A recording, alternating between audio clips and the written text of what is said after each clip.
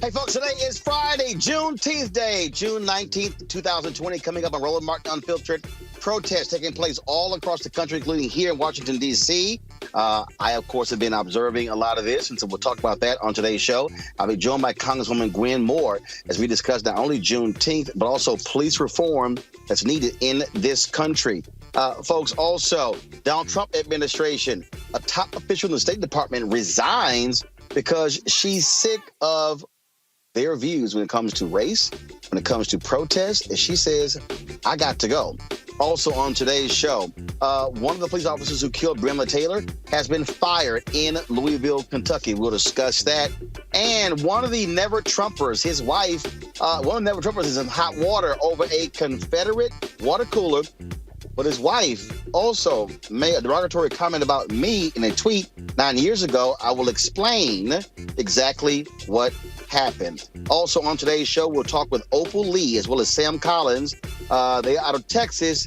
Their efforts to make Juneteenth a national holiday, and a group of senators, including Senator Kamala Harris, proposing to make Juneteenth a national holiday. Jam-packed show for you. It's time to bring the funk, Juneteenth style. I'm Roland Martin Unfiltered. Let's go.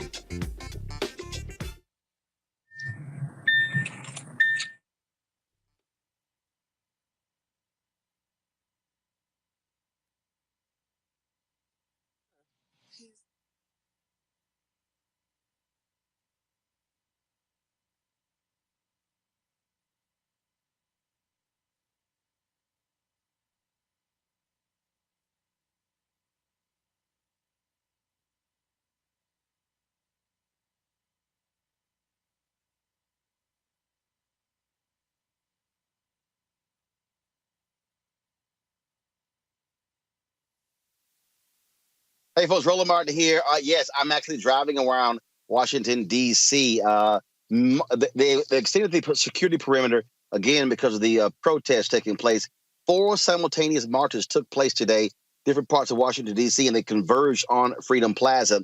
And so people are out and about. Folks are still protesting. We have a combination of celebrating Juneteenth as well as folks who are protesting, not only here in the nation's capital, but all across the country as well. And again, things are happening in Tulsa, of course, my native Texas, which is the home of Juneteenth. It was on this day in 1865 when General Gordon Granger arrived in Galveston, Texas, with the word that slaves in Confederate territories were freed. Now, there are a lot of these people across America, a lot of these news media people who, frankly, have ignored Juneteenth all of these years. They've been getting it wrong all day. They keep saying that this was the day slaves were freed. No, this was the day slaves in Texas found out 2 years later that they were free. Texas became the first state in the Union to make Juneteenth a state holiday. That was, of course, led by and champion of the late state representative Al Edwards, 1966 class graduate of Texas Southern University. And so also an alpha frat brother of mine. I knew him quite well from my days in Houston. Now, while we are talking about Juneteenth, while all these companies, while these networks, all of a sudden, America is now focused on Juneteenth, there still is a need for police reform in this country. Joining me right now is Congresswoman Gwen Moore out of Wisconsin. She herself is in the car returning from a Juneteenth March celebration there. Councilwoman Moore, glad to have you back on Roland Martin Unfiltered. Roland, Congresswoman, can you hear me? Day. You got me? Program out the way no matter what we say, and that is freedom ain't free. Right. That the 13th, our having gotten free cost us a great deal. Because, that very first Juneteenth Day in 1866 that we celebrated was a year after the first Civil Rights Act, and white police were killing black people at random, and the 14th Amendment was being proposed, that famous equal protection clause that we use for just about everything in our society, commercially and everything. That equal protection clause was designed so that black people could have equal protection in the pursuit of their life and liberty and pursuit of happiness. Really, it was to protect Black people. And so, if Juneteenth is ever going to be, if we're ever truly going to be free, we're going to be at a point in time where we realize the 14th Amendment, not just the physical freeing of from slavery, but the equal protection under the law. Well, I think one of the things that you look at just the timing of what's going on, Congresswoman. Of course, the death of Ahmaud Arbery, Breonna Taylor, then George Floyd, Juneteenth now. Coming almost 4 weeks after the death of George Floyd. Rayshard Brooks was just last weekend. These forces are converging, and really, and I keep making this point, I'm love to get your thoughts on this. I mean, we are truly operating in what I am calling the third Reconstruction in terms of what we're looking, and that's what I think people have to begin to think about it that way.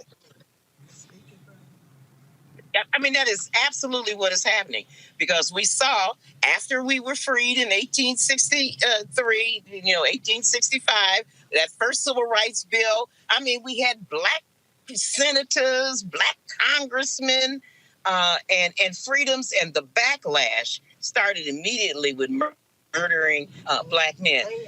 We had another Reconstruction, as it were, I think, after we won the civil rights bills, and we had a total realignment of the parties. This is perfect. This is the third Reconstruction, and this is a backlash from electing Barack Obama. This is the price.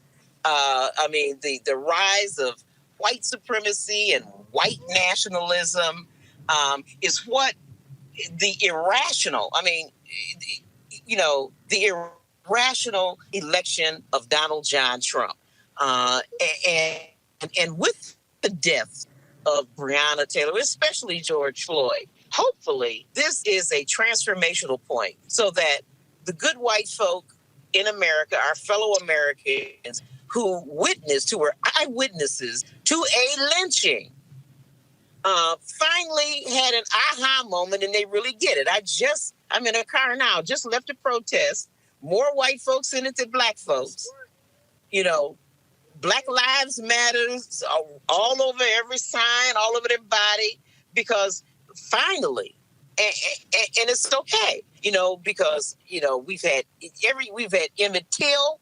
I'm only 69, so the first person I remember is Emmett Till.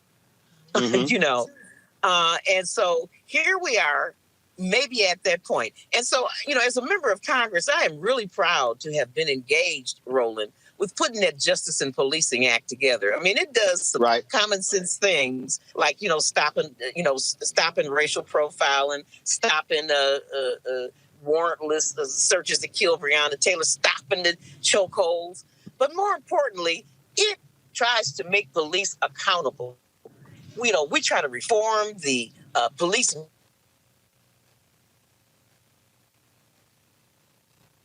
Looks like we lost the willfully. Right.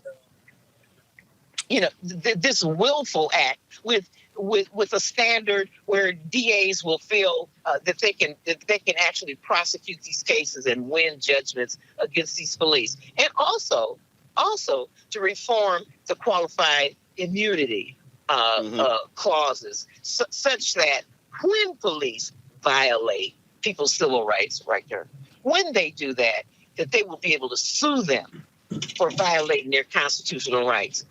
I put the de-escalation piece in because I was inspired by what happened with Dontre Hamilton right here in Milwaukee, where he was asleep on a public park bench, not bothering anybody. Two white women said, "Oh my God, there's a Black man lying on the bench. Come, police." And the police came, saw that he wasn't causing any problem, saw that he wasn't bothering anybody, left. And so these women called the police officer whose cell phone number they had. And he came in. That's right. And here this man was sleeping on a park bench and ended up being shot 14 times to death. And so I was going to my office. I'm at 16th and K. Right. To put the de-escalation piece in, and because surely, we just can't figure out how Dontre ended up dead. Mr. Brooks in Atlanta ended up dead. How do you go from being asleep, drunk, to being dead? And so if we get this justice and policing bill across the finish line, Roland, we need a president who will sign that bill. So I want people to know that we're doing our part. Y'all got to do y'all part. Y'all got to help us get rid of this fool. Gotcha. Congresswoman Gwen Moore, we certainly appreciate it. Thank you so very much. Folks, we're going to do this here. I'm going to take a real quick break. I am here actually parked in front of our building, and I'm about to actually go to Black Lives Matter Plaza to give you all a sense of what's happening down here as well. So I'm going to take a break, and then we'll be out of the car in just a second. Be with you guys in just a moment right here in Roland Martin Unfiltered. Texas, June 19th, 1865.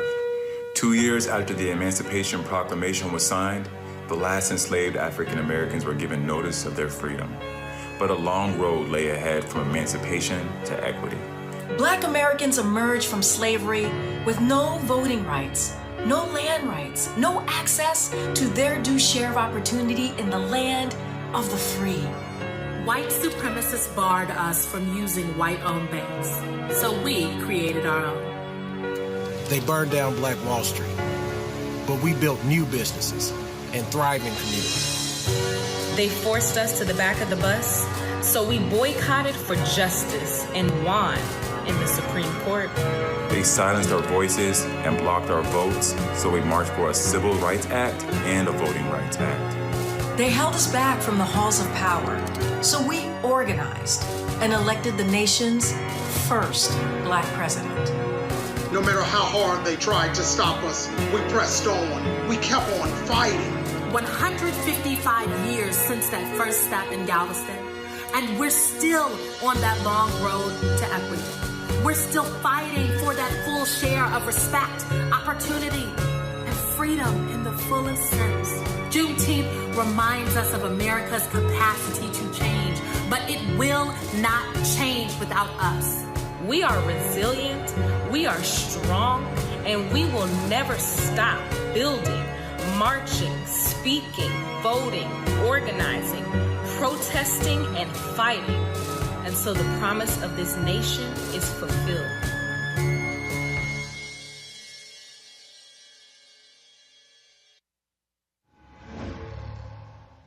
So a lot of y'all always asking me about some of the pocket squares that I wear. Now, Robert don't have one on. Now, I don't particularly like the white pocket squares. I don't like even the silk ones. And so I was reading GQ magazine a number of years ago, and I saw this guy who had this pocket square here, and it looks like a flower.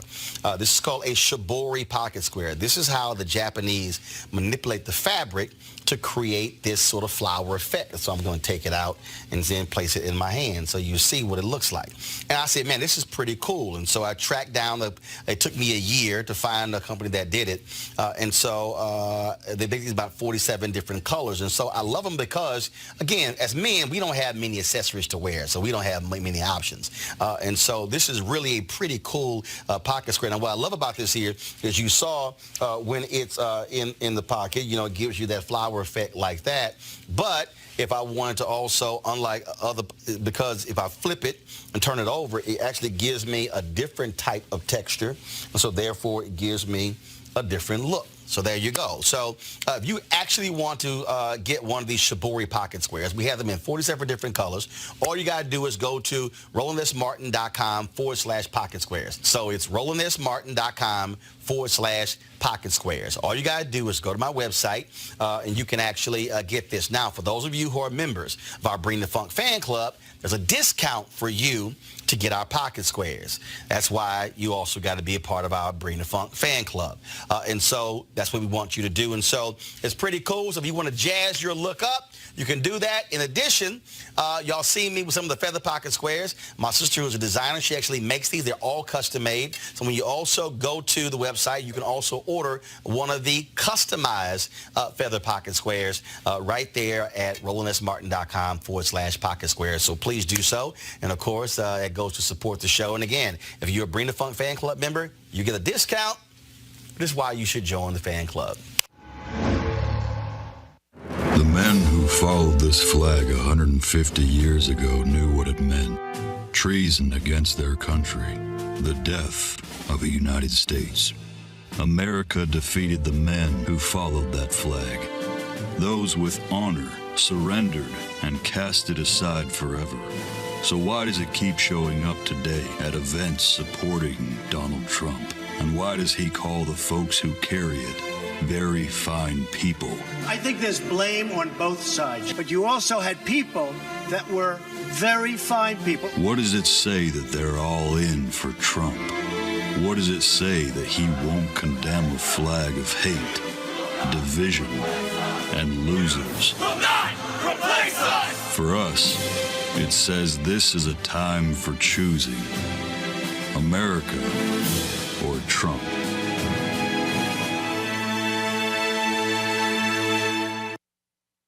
Texas, June 19th, 1865. 2 years after the Emancipation Proclamation was signed, the last enslaved African Americans were given notice of their freedom. But a long road lay ahead from emancipation to equity. Black Americans emerged from slavery with no voting rights, no land rights, no access to their due share of opportunity in the land of the free. White supremacists barred us from using white-owned banks, so we created our own. They burned down Black Wall Street, but we built new businesses and thriving communities. They forced us to the back of the bus, so we boycotted for justice and won in the Supreme Court. They silenced our voices and blocked our votes, so we marched for a Civil Rights Act and a Voting Rights Act. They held us back from the halls of power, so we organized and elected the nation's first Black president. No matter how hard they tried to stop us, we pressed on. We kept on fighting. 155 years since that first step in Galveston, and we're still on that long road to equity. We're still fighting for that full share of respect, opportunity, and freedom in the fullest sense. Juneteenth reminds us of America's capacity to change, but it will not change without us. We are resilient, we are strong, and we will never stop building, marching, speaking, voting, organizing, protesting, and fighting until the promise of this nation is fulfilled.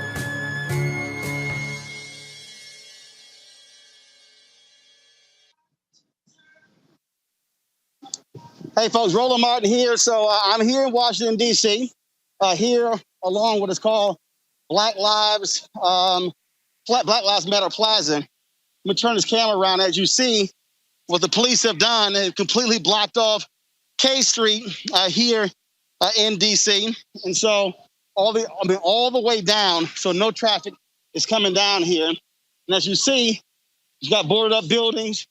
You got folks who spray painted over here, invest in Black communities. And then, of course, you have all of these vendors out here. I'm going to walk down here so you actually see what's going on, what's taking place. Lots of vendors. You got entertainment out here.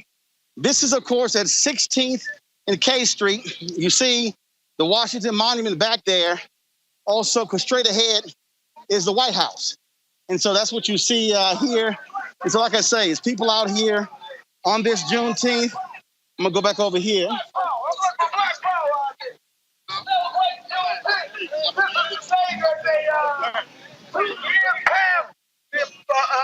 were supposed to have Roland Martin, my brother. Come on over here. You belong over here. You got #1 fans of the Black Panther Party right here. You definitely need this, brother. How you doing, Doc? You all good? Roland Martin, how you doing? I just want to give y'all a sense of what this looks like out here. 1 second.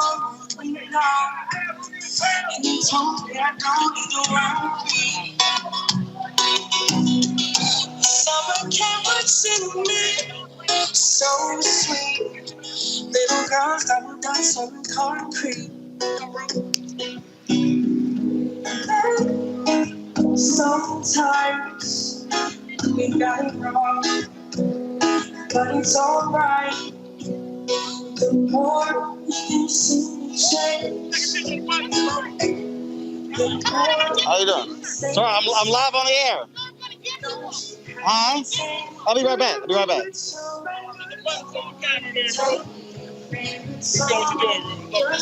I appreciate it, bro. Appreciate it. All right, folks, we're going to walk on down this way. As you see, there, folks, what's up, bro? Actually, I'm live on the air right now, so I'll come back down. So you see folks down here who are walking. Like I say, normally our offices are not far from here, folks, and this is the most vendors that you've seen out here since this whole thing started. As you see, of course, on the street here, where they have Black Lives Matter written on the street. This has become a gathering place every single day. As you see, again, you got folks out here selling art. So you got that happening over here. And so as we walk further down here, you got other people who are also selling stuff. You got other artists out here who are singing. Now, as somebody who's a native of Houston, Texas, we've seen these sort of celebrations all over the country. This is how we often have it in Texas. What's up, bro? How you doing?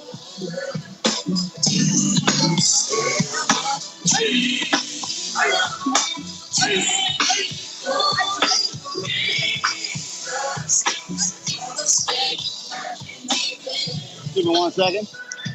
So we're gonna go through here. All right. And like I say, so you got entertainment here. Then, of course, you have the protest here. Now, everybody who's watching, this is the AFL-CIO building right here. So you see right here, hold on, bro. Hold on, bro. Sorry. So you see the AFL-CIO building, and so they're right here. They've got Black Lives Matter signs all over. And so what's up, bro? How you doing, bro?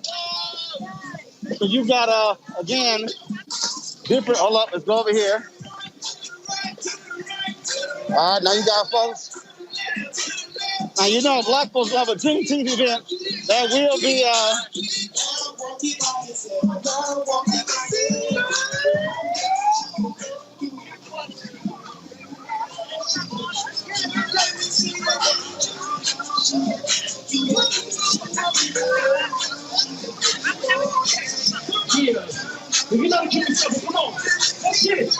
all right, folks, so I'm about to sit here, I'm about to walk forward here.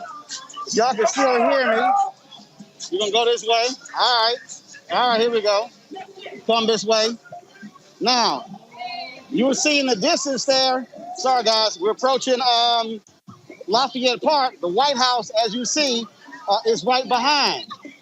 So you see this massive sign over here for an AFL-CIO building. You got drummers out here. Hey, how you doing? You got drummers out here, so I'm gonna go over here. I'm gonna give y'all a taste of some of this.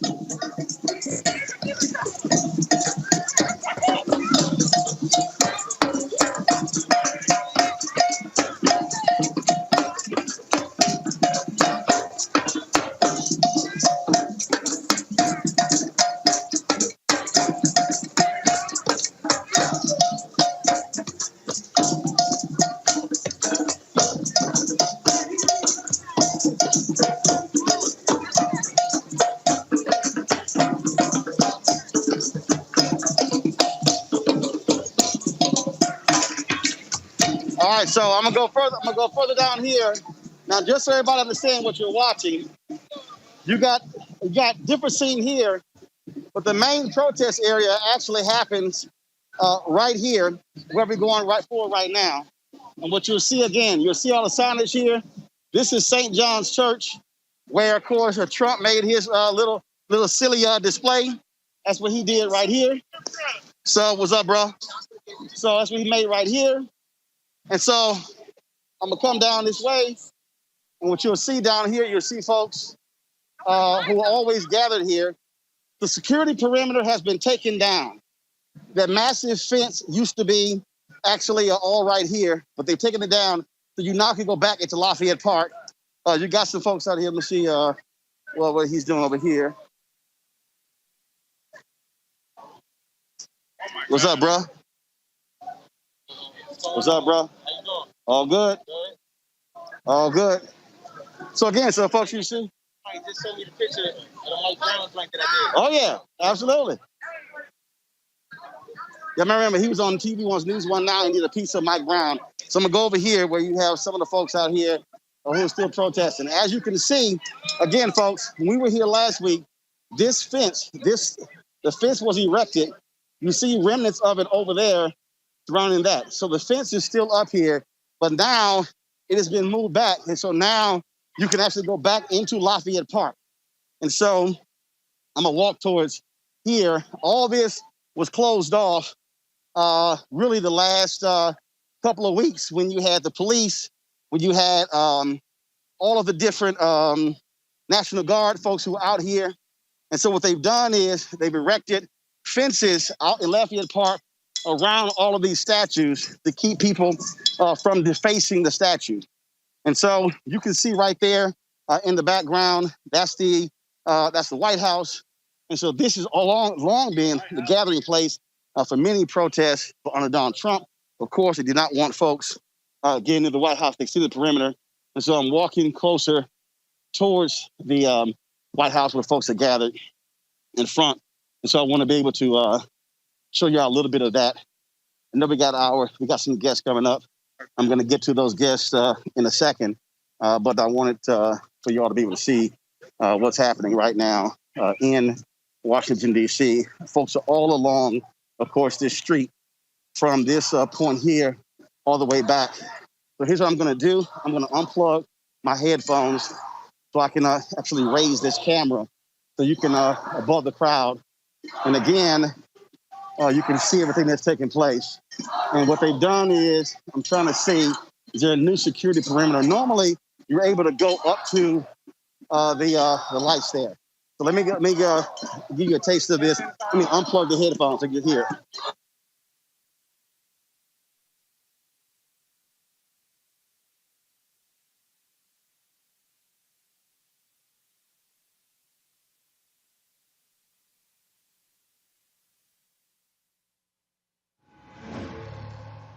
All right, so a lot of y'all always asking me about some of the pocket squares that I wear. Now, Robert don't have one on. Now, I don't particularly like the white pocket squares. I don't like even the silk ones, and so.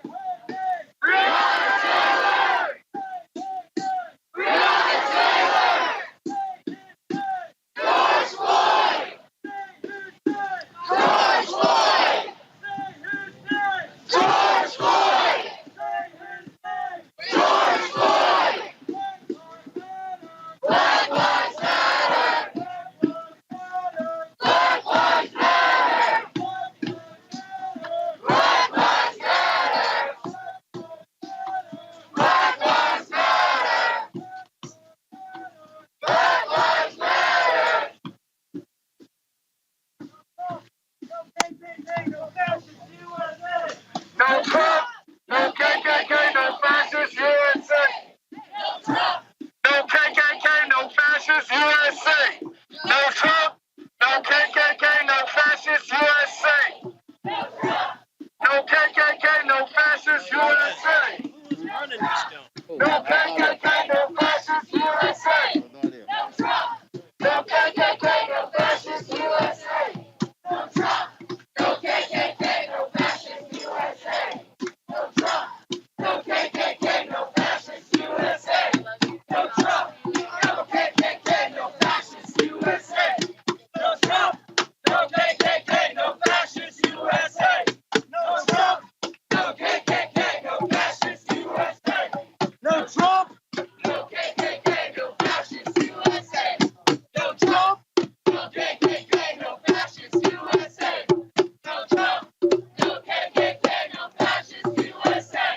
No Trump. No KKK, no fascist USA. No Trump. No KKK, no fascist USA. No Trump. No KKK, no fascist USA.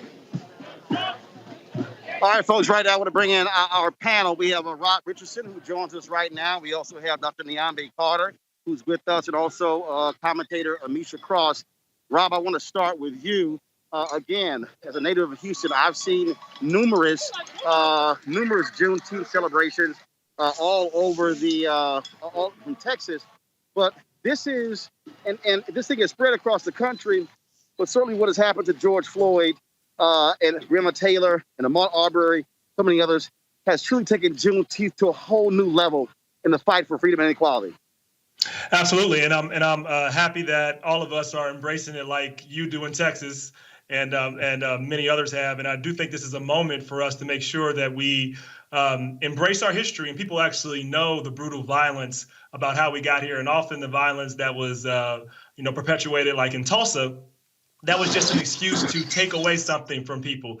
We've been told, I think, as the Congresswoman you put on there, that, okay, go out, get your own, as we've tried to do. All we want to have is to make sure that people stand out of our way and let us do that. The 14th Amendment was supposed to do that. But as you know, Roland, the 14th Amendment was used to actually roll back protections. It was used to get rid of affirmative action. The same thing that was supposed to help us was used against us. So we constantly have to come, constantly have to organize, constantly have to fight. And so let us at this moment not forget Juneteenth ever going forward. So I do support making it a national holiday because it's something that should be ingrained in America to let them understand what actually happened. Like you said, the news reports are getting it wrong. The fact is that people, the slave owners, were trying to make sure people never learned about it, and they weren't going to do it until the troops got there. That's often been the case with America, and it really needs to end. Dr. Carter, first of all, I'm showing you guys, I'm walking back towards down the street. I want to give you just another view, of course, what's happening out here. Dr. Carter, this is this moment we're in. This is really the combining of so many things together. And I keep, like I said to the Congresswoman, we need to be looking at this from the perspective of a third Reconstruction. And the third Reconstruction was not just about one thing. It was a multitude of things. And I think what needs to be happening is this is not just a moment to talk about what do you do about police, what do you do about police, what do you do about corporate America, what do you do about other policies. And so please share with the folks out there who really don't have any idea about the first or even the second Reconstruction and what it really meant. Well, I mean, I think, as Rob has already pointed out, these were moments when we actually had an opportunity to do something different as a nation.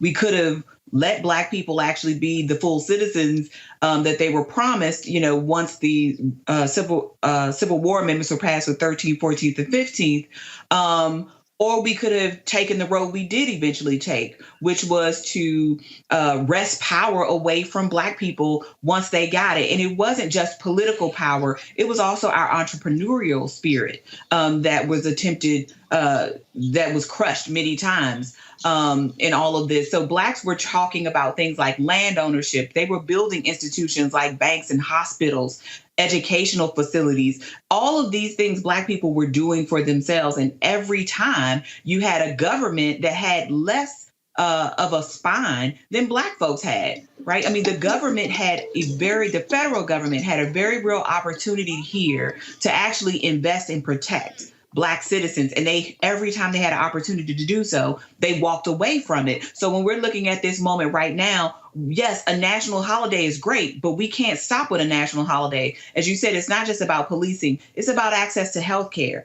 It's about access to education equity. I mean, it's about jailing and the way we do criminal justice, right? And I'm using justice very loosely here. There is a whole array of things that we have to do to achieve equity, not just equality. It's not just about treating people the same, but it's also recognizing what it's going to take to get Black people on the same footing as the majority of citizens in this country. And that's going to take a lot of investment financially, but it's also going to take an emotional and spiritual investment that this country has never shown that it wanted to make.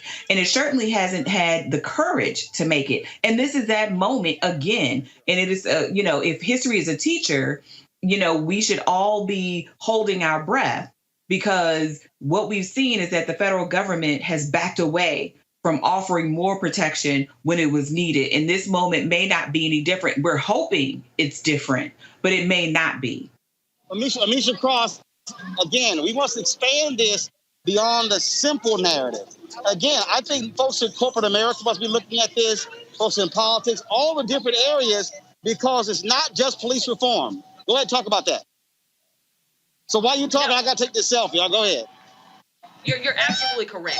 It's far beyond police brutality and police reform. Although that was one of the pinnacle issues that brought people to the streets, we also have to be reminded that the streets are talking, and the streets are talking loudly, and they're calling for economic changes. They're calling for, as Dr. Carter spoke of, they're calling for equity and parity. They're calling for changes in the way we produce loans and banking, specifically for home ownership. We're talking about small business expansion and entrepreneurship growth. We're talking about the systems that have proven time and time again to disservice us in healthcare, in education, in the institutions that our nation was founded on. All of these things that have consistently diminished Black people and the quality of life for African Americans. So this is beyond a fight for life, specifically as we relate it to police brutality. It is a lot more than that. We are in the streets for the same things we've been fighting in the streets for generations at this point. We're fighting for voting rights and access. We're fighting for healthcare accessibility. We're fighting for education parity. We're fighting for home ownership. We're fighting for economic development. We're fighting for those things that make American life the fullest, those things that have been guaranteed to populations outside of the African American population for generations. We're also fighting to make sure that incremental change is not the only thing that we get. Because what we've seen throughout history is that there have been small changes and piecemeal processes to basically appease an African American community, to sit you down and make you quiet. And then 2, 3, 4 years later, we see the rollbacks in those very things. We have never seen the large scale developments that are necessary to get African Americans on that equity footing, but also on that parity footing that makes sense in this country.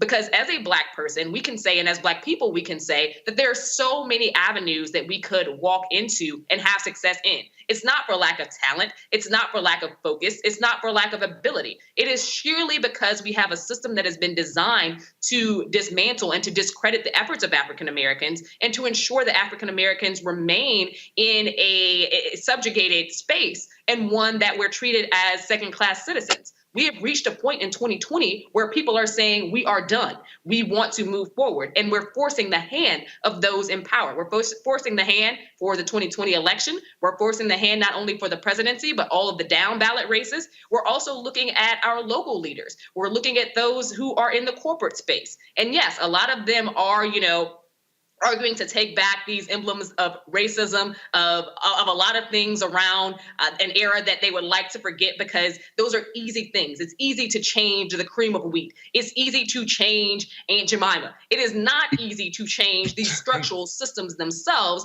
that permeate throughout our culture and continue to keep Black people back.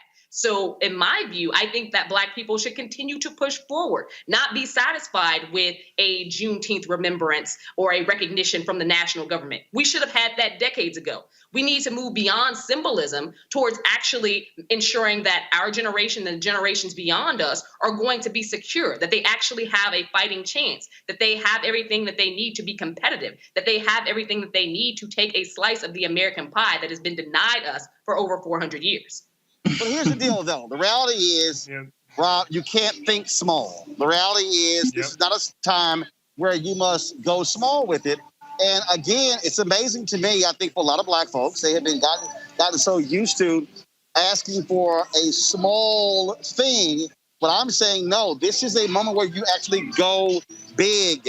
This is where you ask, you make the demand that you've always been afraid to make. And I've said that to many organizations I'm involved in. You can't go small. This is where the Reconstruction, the first Reconstruction, the second Reconstruction was not about going small. And so the word Reconstruction means to reconstruct. That's called rebuild. And that's not small, Rob. No, we need the same level of effort that went into oppressing us that we're going to need to change the systems. So when I hear people complain about affirmative action, anything like that, I said, okay, it is nothing compared to what we've had to go through. So we need the same level of effort that was put into opposing us into actually making sure that we have equity. So I agree, and we have to reclaim and claim our own power in the process and not be satisfied with the crumbs. They're gonna hope that we move on from the symbolism. I do think it's important to recognize the history and make sure that we actually go through not only having a national holiday, but actually talk about the painful past. Because what they want to do, to Amisha's point, is they just want to say, okay, let's just bring up Juneteenth and then make the black people happy. Let's, there was one place in Cincinnati, you won't believe this, they actually gave out free barbecue, and like that was something black people are going to care about. Like, we're going to get free barbecue. Like, really? Like, no, we need a lot more than that. And you look at their staff, was their staff even black? Probably not. We need to make sure that all these boards that are all these tech companies that are here giving out money, that a lot of times people never see. That's neither here nor there. What does their boardroom look like? What does the contracts look like that they're giving out? Like, that's real. This other stuff is going to pass. There's going to be a time when people aren't talking about Juneteenth anymore. That's all fine and well. What does your board look like? What does your contracts look like? This goes across the board, and we definitely need to think big. We don't need to think in millions. We need to think in billions. Right, and that's really the key there. Again, Dr. Carter, I think there's so many people in this country. Again, folks, I'm here in Black Lives Matter Plaza. And then, of course, there's so many people who are out here. Streets are blocked off. Folks have been coming here all day. So, Dr. Carter, I think part of the issue also, so many people have no clue even what the hell the Reconstruction period was. I remember after the election, even in 2012, I did an event here in D.C. There was a whole bunch of, like 3 black folks in the room, a whole bunch of smart white folks. I asked about Reconstruction. Only people who heard about it were the black folks in the room. Yeah, I mean, I think that happens a lot, in part because I think the United States doesn't want us to think about the Reconstruction because it's such a failure of leadership in that moment. I mean, you simply had the government say, okay, let's capitulate to the South, right? Let's bring these old Confederates back in and let them do whatever they want, to black folks. And this is something that we find over and over again, as Amisha and Rob have already pointed out. I mean, what the United States government does is the thing that is the easiest thing to do, which is the remembrance, which is the heroic tale. They don't also want to tell you about the harrowing tales, right? They don't want to talk about the fact that all of those folks in Tulsa that lost their businesses, that lost their loved ones, never got any kind of compensation for those losses, that those survivors that had tried into their 80s and 90s died trying to get justice for their families and for their loved ones and for those communities. We don't call what that was. That was land theft, right? Yep. I mean, those communities weren't just ravaged. They were ravaged and somebody took over those spaces, and those spaces weren't occupied by black people. And we see this in Wilmington, where these communities that black people had built that are destroyed, never to be rebuilt again. And again, the federal government has had ample opportunity to defend the rights of black people over and over and over again. And every time they capitulate to white people and their violence, quite frankly. And state governments too, by the way. State governments participated in this. As you said, the federal government didn't help, and the state government worked as an agent against us. That's what happened in Tulsa. That's what happened all across the country. And you make a really good point that they often use the excuse of making up something, like in Tulsa, like it always is, some black man allegedly attacked a white woman. They use that as an excuse of violence. And it's not about the violence itself. It's about taking money and taking resources. That's what this is about. And that needs to be the conversation. I mean, and people like John Hope Franklin, whose father lost everything in Tulsa, right? I mean, he fought. I mean, I had the pleasure of meeting him when I was a graduate student, but this man was in his 80s, trying to fight to recover something that was lost decades prior, and it took forever to get the state of Oklahoma to even admit that something had gone terribly wrong in Tulsa. And this is what Black people face all the time. And the federal government is just as complicit as these state governments, because, again, the only feelings that we seem to heed in this country are those of angry white men. And whether it's, Tulsa or the coronavirus, right? We see that angry white people get the government to shrink away from what they know is the right thing. So the government lacks that fortitude and that confidence in doing the right thing, particularly when it comes to Black people. And so I agree that if you're going to negotiate, and this is a negotiation, you start high. You don't start from the floor. Start asking for what you think you can get. Because if somebody thinks they can give you 20 instead of 50, they're going to give you the 20 and say, be happy with it. So this is not the time to just ask for millions and billions. It might be time to ask for trillions, because that is, quite frankly, this what is Black more of a people are owed in hostage this situation country. than I would argue a negotiation, because America doesn't have a pulse on Black people regularly. This is one of those times where America is looking towards Black people and asking us what it is that we want. A lot of that is appeasement. They just want us to say something that they can throw together very easily. But it's not only America that's watching. The entire globe is watching. So this is a moment where Black America can really take hold and, like I said, have a hostage type situation. Hold them until you get what you need. Do not ease up the pressure, because the hope is that we'll take a few things and then we'll go back home and sit down and live our daily lives until somebody else gets killed by the cops, until we lose more footing in terms of home ownership, until we lose more footing in terms of our economic development and jobs crisis. The hope is that they will give us a few things. They will throw out some symbols and Black people will go back, be nice, cordial, and sit down. And now is not the time to do any of that, because if we ease up the pressure, the moment will be lost. We have to keep fighting and keep pushing harder, because this is our moment. Preach. Hold tight 1 second, folks. We come back. We're going to talk with Opal Lee, 93-year-old Black woman who is walking across the country trying to get Juneteenth to be a national holiday. We'll talk to Sam Collins, a brother out of Texas, who also is trying to elevate what Juneteenth is. Going to a break on this Juneteenth Day 2020. You're watching Roland Martin Unfiltered. Back in a moment.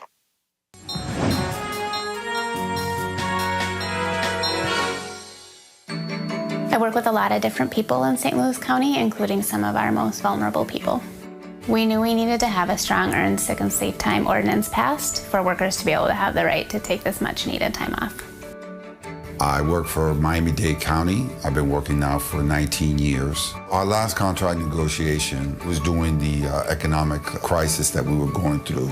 There were some county commissioners that were not on our side. Philly is an interesting city. It's a blue-collar city. For almost 6 years, we didn't have a contract. Our working conditions were poor, but people still took pride in the job they did every day. I've worked for University of California for the past 11 years. Outsourcing is a real problem everywhere, especially here in California. We were watching our jobs disappear, and it was getting worse every year. In 2015, 6 of the 9 seats were up for election, so we knew it was crucial that we elected city councilors who would stand with us in support of all workers. I realized if we don't go out and fight and push for our own candidates, eventually we will have no rights at all. I started organizing. We knocked on doors, we flagged down cars, and once we started talking, we saw how similar we were, how many things we had in common. I started going to the Capitol to meet with our legislators, and from there I would educate them about what's going on in the university, and I asked them to support our Budget Act. We were able to get 5 of the 6 AFSCME-endorsed city councilor candidates elected, and the majority of them are really strong advocates for earned sick and safe time. That person that we were supporting to unseat an incumbent won. The next day after that win in the election, they gave us everything we asked for. After we got our candidate in office, and the 18 years I've been a City of Philadelphia employee, it was the quickest contract negotiation. Every promise that was made as far as having direct, personal, honest negotiation was upheld. It was a long fight, but we won state legislature language basically saying that the university can't use taxpayer money to contract out our jobs. And it was a very important victory. We're still fighting, but we wouldn't be where we are without getting city councilors elected who support our work, and the PEOPLE program was crucial in making this happen. The PEOPLE program has taught me what it is to give back, what it is to be involved, what it is to be active, but also what it is to be a leader. The Ask Me People program allows us to be strong politically and push for laws to support all working people.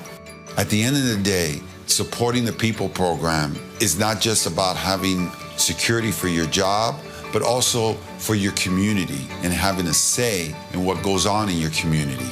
Ask Me's People program is democracy at work.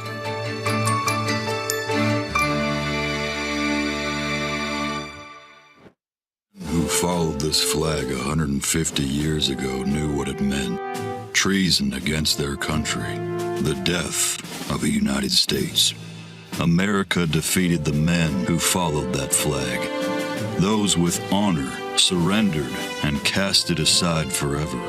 So why does it keep showing up today at events supporting Donald Trump? And why does he call the folks who carry it very fine people? I think there's blame on both sides, but you also had people that were very fine people. What does it say that they're all in for Trump? What does it say that he won't condemn a flag of hate, division, and losers? Will not replace us! For us, it says this is a time for choosing America or Trump.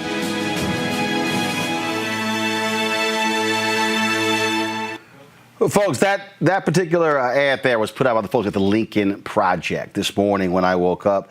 I woke up to a Google alert with regards to an issue that's been going on between the Trump campaign and one of the founders of the Lincoln Project, Rick Wilson, a never Trumper. He's been a huge critic of Donald Trump his entire presidency. And they've been criticizing Rick Wilson because of photos that were on his Instagram page from several years ago where there was a Confederate flag on a water cooler.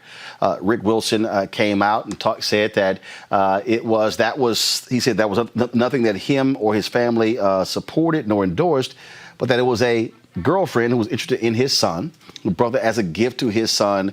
And then he said after that boat trip, it was immediately disposed of. And he's tweeted and talked about that. But what involved me this morning was a particular tweet that was sent in 2011 by Rick's wife, Molly Wilson. In that particular tweet, the word Negro was used. I'm trying to pull it up. Literally, folks, I just walked into our building after being out on the streets. And so let me just pull this up.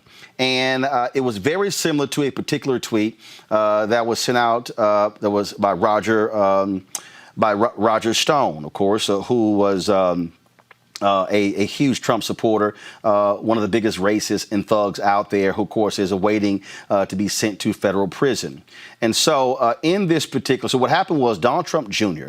Sent out a tweet last night saying, "Hey, Rick Wilson, do you and your wife usually use the term Negro to describe Black Americans?" Trump Jr. tweeted, "Perhaps while sitting on your South Will Rise Again Confederate flag cooler. Not very woke, racist Rick Wilson." He couldn't spell Wilson. So what happened was there was a particular tweet that was sent out by his wife. Let me know, team, if you're all able to see this here. Hold on one second. I'm trying to pull it up there. So let's see. Let me know if you have it now. And so somebody sent out a tweet, said, "Just ran into a near NASCAR hero, a Bass Pro, Roland Martin. He says hi." Well, Molly Wilson tweeted, "Famed angler or corpulent CNN Negro gas bag, Roland Martin. I assume the former." Well, that was the tweet that Donald Trump Jr. was referring to. I saw the story, was not aware of it. Then, of course, reached out to Rick Wilson. And then Molly Wilson called me. She called me to personally apologize for that particular tweet that was sent out. She said in our conversation, she called me this afternoon, she said she had no excuse for it. That is absolutely not the kind of thing that I say. She called it stupid, flippant, cruel, and inappropriate joke. She says, "I'm not that person. It was ugly and it was awful and I regret it. It was just mean and I was being a smartass and saying it was certainly a lack of judgment." Because she said, "I didn't realize how awful it was. I regret it. I absolutely regret it." So I certainly appreciate Molly Wilson for calling me personally to apologize for that tweet. Now, when Roger Stone used similar language, he apologized to a reporter, but he didn't have the guts to actually tweet me, or excuse me, to call me personally. And so I appreciate Molly picking the phone up once this story got out there to call me personally to apologize. But what's interesting about all of this here, you have Donald Trump Jr., who is criticizing Rick Wilson for this particular image of a Confederate flag. Yet this is the same Donald Trump Jr.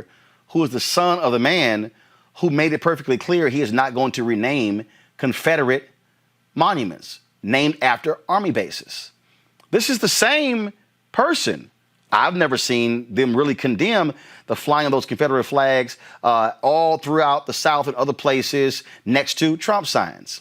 See, so it's real interesting when you have Donald Trump Jr., who is attacking Rick Wilson. Let me be perfectly clear. I don't support anybody waving the Confederate flag. I believe Mississippi should get rid of that flag as well.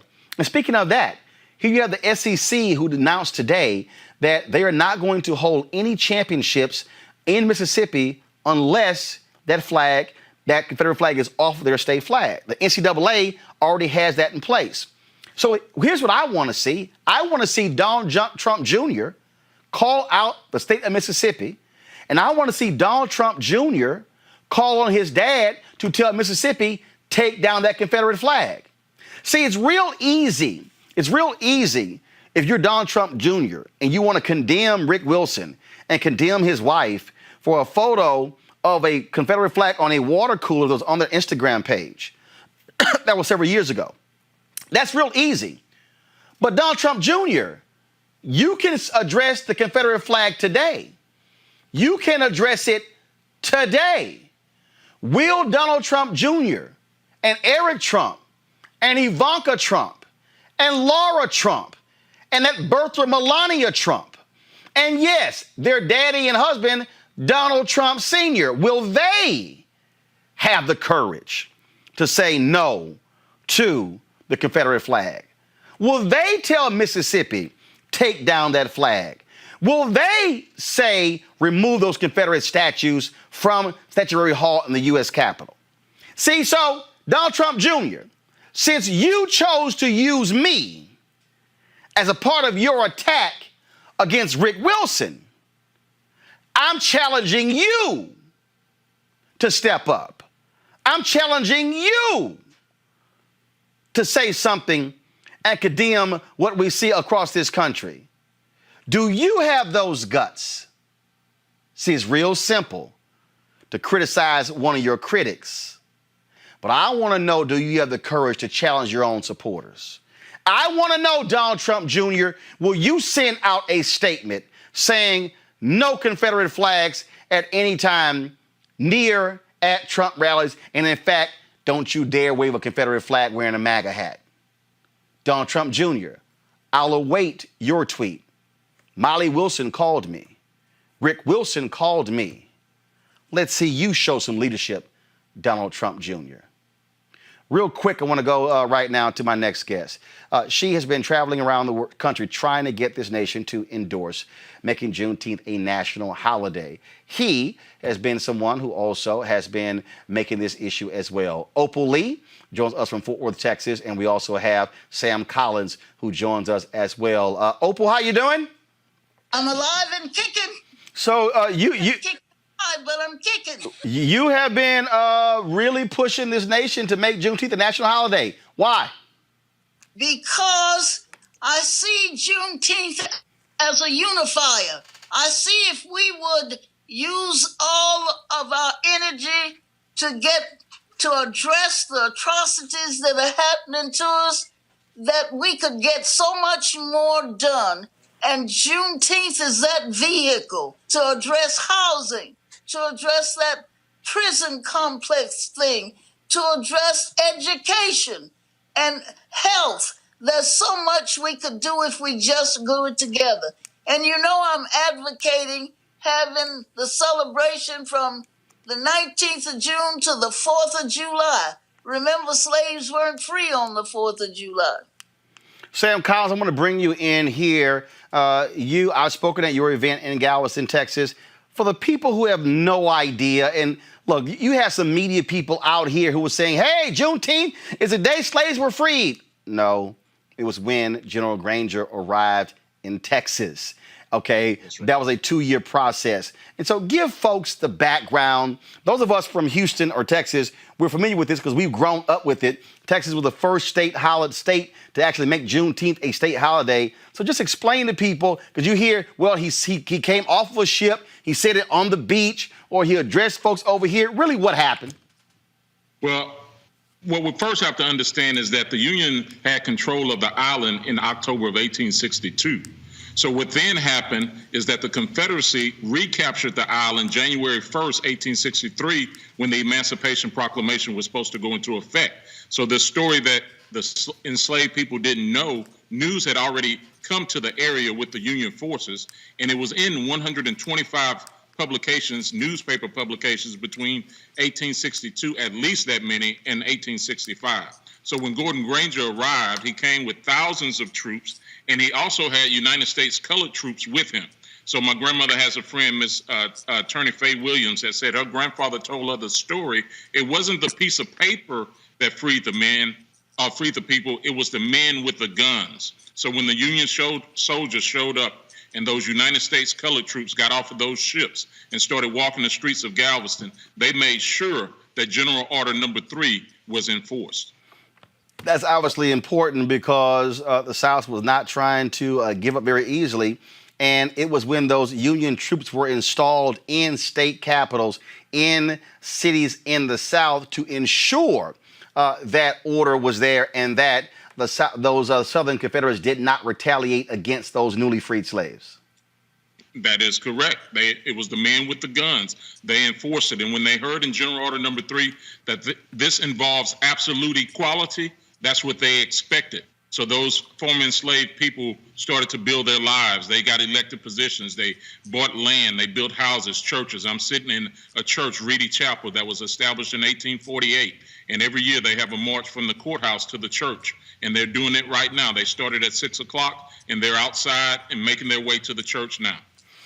Opal, now you have Senator Kamala Harris and others who have introduced legislation to make Juneteenth a national holiday. And I'm grateful. And I'm hearing that our senator has changed what he has been presenting, the legislature he's been presenting, that it's just a Texas affair and something for the Southwest. He is changing his bill to read a national holiday. And so is Congresswoman Sheila Jackson Lee. We all are on the same page, needing Juneteenth to be a national holiday. That obviously would be a huge deal. And you know, I had somebody who called me today and they were like, well, you know, we shouldn't be celebrating this day. But Sam, the reality is this here. This is the only day where slavery is actually acknowledged in this country. Absolutely, in 48 states now, and Miss Opal did come to Galveston and do one of her walks, so she's been leading us on this campaign. And the thing about this, we have to understand, the 13th Amendment had a clause in it. The document that Lincoln signed on June 19th, 1862 had a clause in it. Most people don't even know about that act to free people from 1862. But the General Order Number 3 says the enslaved people were free and that this involves absolute equality. I don't think there's another document that says we should have absolute equality. So individuals need to celebrate that. It's not something that we should be ashamed of. The former enslaved individuals had something happen to them. They were not slaves, but they were enslaved. So it's important that we understand and take pride. I explain like birthdays. I have a different birthday than you. I got a different birthday than my children. July 4th is a freedom birthday for somebody else, and June 19th was a freedom birthday for us. So as Ms. Opal has said previously, we could celebrate freedom from June 19th to July 4th. And if you go to the July 4th party, you definitely should be coming to the June 19th party.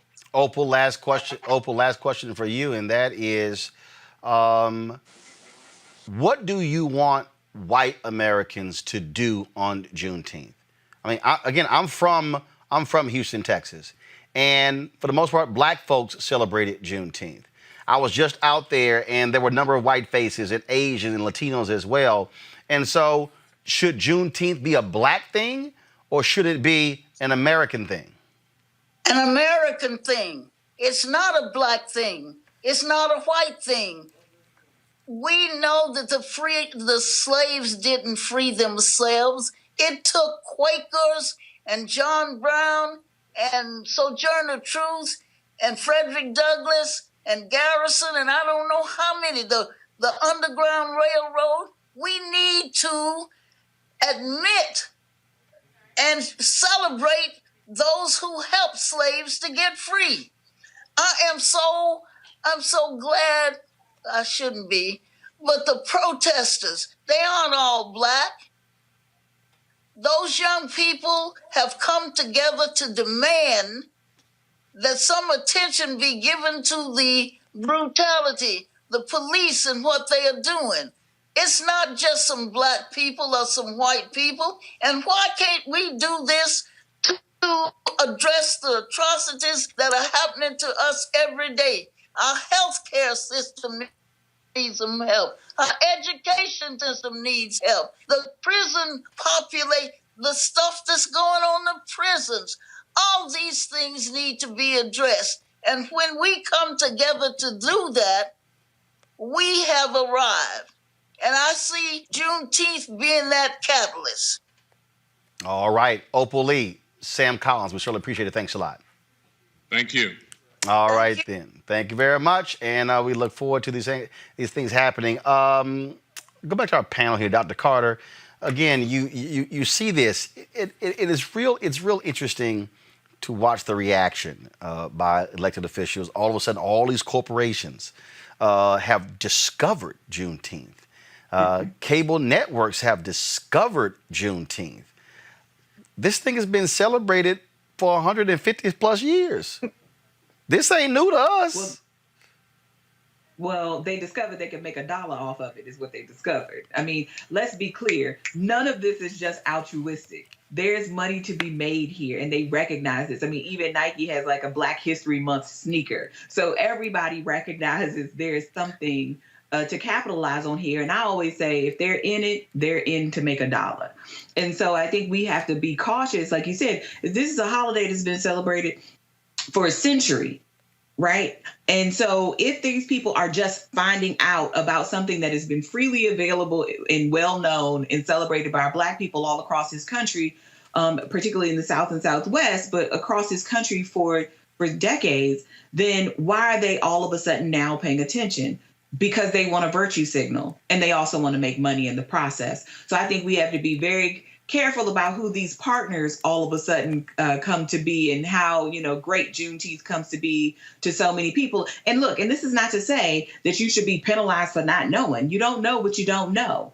At the same time, though, when it turns into this way to commercialize and make a buck, then yes, we should look sideways or think twice about this and use this again. If you have to spend money anywhere for Juneteenth, make sure you do that with Black owners. Make sure you do that with Black businesses. Make sure that we're spending those monies in our communities and that we're supporting and uplifting our institutions, because there are plenty of folks out here, and as you had on the show last week, that are hurting because of all the things that are happening economically right now. So this is a moment to reflect and think of ways to support our communities, because that's always been what Juneteenth is about, in the way that Ms. Lee was just talking about, in supporting our communities and uplifting and highlighting our communities in all varying domains. So again, beware the person come, with this gift of a holiday that also comes with a side of purchase. No, but that's where, Rob, that's where we say, and I think Black employers and companies should say, oh,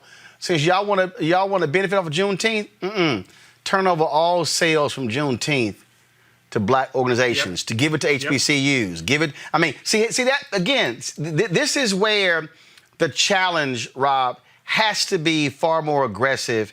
And I'm a firm believer in this here. These companies that are out here, if you're an engineering company, okay, I want to know, forget you saying, oh, well, we're going to give $10 million to NAACP or the LDF, which I certainly support. I want to have companies tie their dollars directly to the HBCUs that are graduating those students.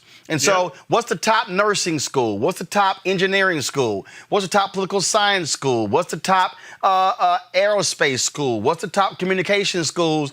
And so if you're a media company, Comcast announced they were giving $100 million to various social organizations. No, damn that. What are the top 5 journalism schools at HBCUs? And Comcast should say, all right, we're going to give $20 million each to each one of those schools. The average HBCU's endowment, listen to me, y'all, the average HBCU endowment is less than $20 million. So corporate America could double the actual endowment of HBCUs writing that check. That's how we should be responding. I ain't just getting mad if you want to sell some stuff. Sell it, but give it back.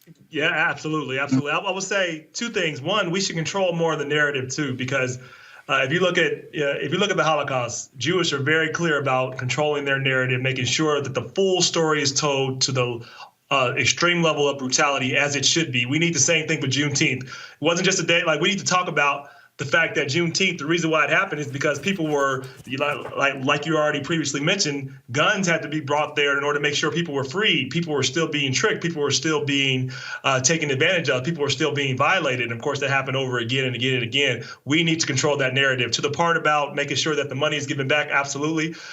So historically black colleges, I will also say I'm an electrical engineering graduate. There's a great program at the University of Cincinnati that's dedicated to black and brown engineers. They can also give to other universities. They can also make sure that they're hiring, interning. Lots can be done. So we don't want to just settle for something that sounds like a big number. And at the end of the day, when you look and open up the car and you see there's not much there. There needs to be real results, real changes. Otherwise, it's just talk.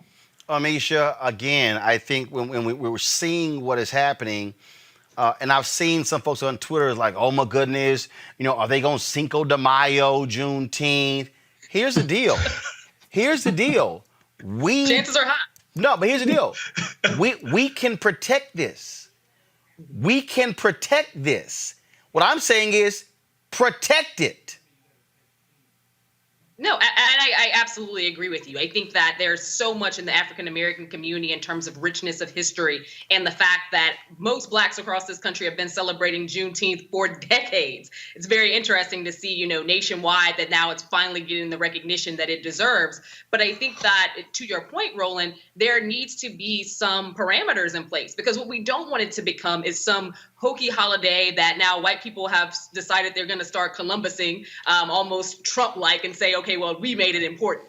We want to ensure that the true history is shown. To Rob's point, we want to make sure the true history is shown. A lot of it is brutal. A lot of it is heartbreaking, but it's also a story of a lot of resilience. African Americans are some of the most resilient people and the most resilient people in this country, considering everything that we've been through and everything that we still have to do to rise above. So I think that this is a time in which we should demand from a lot of those corporations who are willing to sign checks right now to anything that has a black name in it to do more. It is a time where we should get them to participate in donating to HBCUs. And I agree with you. As somebody who graduated from 2 PWIs, I donate to 4 HBCUs every year, one of which is Jackson State University, because my family is from Jackson, Mississippi. And I strongly believe that there are HBCUs that aren't necessarily always even in the conversation for black people if they aren't Morehouse, if they aren't Howard, if they aren't Spelman. Trust me, black people, there are HBCUs that exist out of those 3. So we also need to give them love as well. Beyond that, looking at small businesses. Small businesses are the engine of America. Black small businesses are the engine of the black community. Let's not only push to go to and invest our cash in those businesses, let's make sure that a lot of these ultra-rich companies are also paying attention to those businesses, that we know who's on their boards, that they're opening that for us, that we know what their employees look like, that we are holding them accountable. Juneteenth shouldn't only be a holiday. It should be one that is a holiday that showcases what the priorities happen to be for black people. We have to ask for more, and this is our time. Folks, today, Mayor Greg Fisher of Louisville announced that Metro Police, they're firing Officer Brett Hankinson, one of the 3 officers to fire weapons on March 13th at Breonna Taylor's apartment and killing her. Hankinson is accused by the department's interim chief, Robert Schroeder, of blindly firing 10 rounds into Taylor's apartment, creating a substantial danger of death and serious injury. Schroeder wrote in a letter to Hankinson laying out the charges against him, saying, quote, "I find your conduct a shock to the conscience. I am alarmed and stunned you use deadly force in this fashion." He continued, "The result of your actions seriously impedes the department's goal of providing the citizens of our city with the most professional law enforcement agency possible. I cannot tolerate this type of conduct by any member of the Louisville Metro Police Department. Your conduct demands your termination."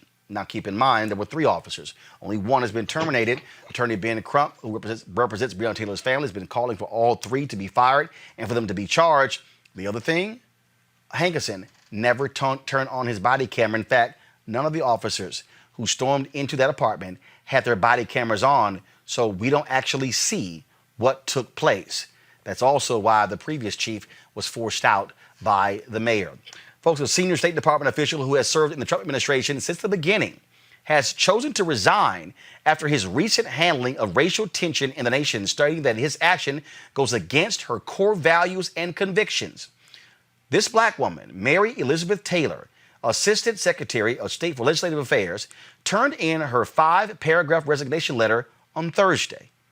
Now, this, folks, is a huge deal here. And here's the interesting thing here, Dr. Carter. All of these other folks, all these folks out here, John Kelly, Mattis, and all the rest of these people, they sat there and they waited and they waited and they waited. They tolerated this. This black woman, the one who led the Supreme Court nominees, she led 400 some appointees through that process. She said, "I simply cannot stand for this. I quit." That needs to be celebrated because, again, she could have easily chosen to stay quiet and just kept going along and say, well, that's what they do. She said, no, this simply is, I can't tolerate it. Well, I mean, she had been there through Charlottesville and these other moments of terrible decision-making by this administration. But I do think it says something that this person decided that this moment, I don't know what her thought process was, but she said, it was following her conscience. She was following her conscience and she couldn't sit by any longer in this position. And so she resigned. I do think it's going to require people to do more of that rather than less of it. And I think far too often what we've seen is that people are happy to leave, but people aren't really willing to say why they're leaving. They're not really to put a name to it. And the fact that she said something changed for her, I think speaks to the power, to what Robin and Misha were talking about narrative and images and why they matter. Because something happened. I mean, this administration has been racially divisive from the beginning. Before he even took office, he made it clear that he had no care for people who were non-white, quite frankly. But she worked with him. She worked under him for years. And now she said, no mas. I don't know what her moment of clarity was. I don't know why it was this moment. But I think anybody who works in an administration knows that at some point, continuing to work with this person, work with these people, is rubber stamping what they're doing. You are giving it a veneer of credibility by continuing to go. And listen, people have real lives, people have bills, people have things that they have to take care of. So I don't begrudge anybody the real sort of everydayness of the decisions we make about employment. But working under this particular administration, I think, particularly for someone like her who is not a regular government employee, to step down with a 5-paragraph letter of resignation does say something. Absolutely. Again, Mary Elizabeth Taylor, she has resigned from the State Department. Folks, in a recent article for The Nation, Justice correspondent Ellie Vista wrote, the United States needs to be treated like the racist pariah state that it is. He joins us right now. Ellie, what's up? That was a heck of a time, wasn't it? You sort of like that. Just cut right to the chase here. So it's interesting because Senator Tim Scott the other day said that, that he doesn't believe in systemic racism in America, but he said there are pockets of racism in America. Yeah, he's wrong. I think he knows he's wrong in his heart. Of course, this country experiences systemic racism. This is a racist country. I don't see no honest person, I don't think, can look at how this country operates and how it's operated for 400 years. Hold on 1 second, Ellie. Ellie, hold on. There's like a huge clicking sound as you talk. It's like a constant clicking. Okay, so it might be your headphones. So let's just do this here. All right, sorry. This a little bit better?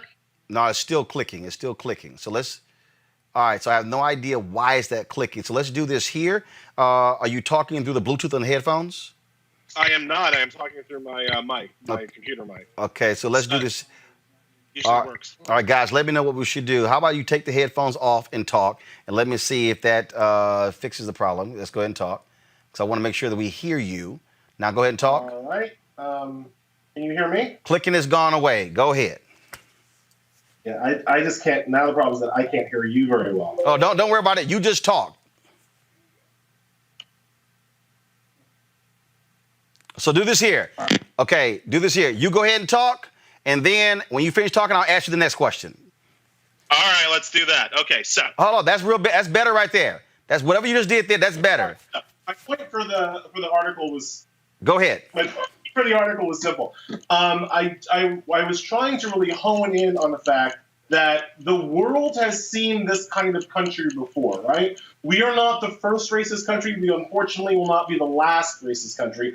The world, when it realizes that a country has really kind of like gone, fallen away from the pack, the world tends to have a response to that. We saw it with South Africa, right? We saw it in most of our lifetimes. We saw the international moral suasion brought to bear on the racist apartheid state of South Africa. South Africa is free now, mainly because of the tireless work of Black South Africans who refuse to let their dignity be stripped from them. But it's also because of the moral suasion of the international community. It's also because South Africa was banned from the damn Olympics, right? Also because South Africa was economically divested from. It's also because people boycotted companies who did business in South Africa. And at a moment where we see George Floyd, Black Lives Matter protests springing up, sparking up all over the world, if the world gets to the point where it's willing to divest from America the way the world was once willing to divest from South Africa, that's the special sauce. That could be the nitro to the Black Lives Matter movement really getting structural change happening in this country. Well, so that particular point is important, and the problem is, in fact, in just a moment, the next guest, I'm going to talk about how the United States has used back channels to get these African nations to back off of their call for the UN's top human rights body to launch a scrutiny to the United States. Here's the reality. In this country, we want everybody else to get their stuff together, but America has never liked when somebody looked at us. I remember when one of the Chinese presidents came here and he met with President George W. Bush, and he was highly critical of race in the United States. He basically was saying, how in the hell y'all gonna call us out for our human rights violations when how you treated black folks for all of these years in America? One of the big differences, I think, with Donald Trump is that he has pulled back the curtain on just how racist this country is.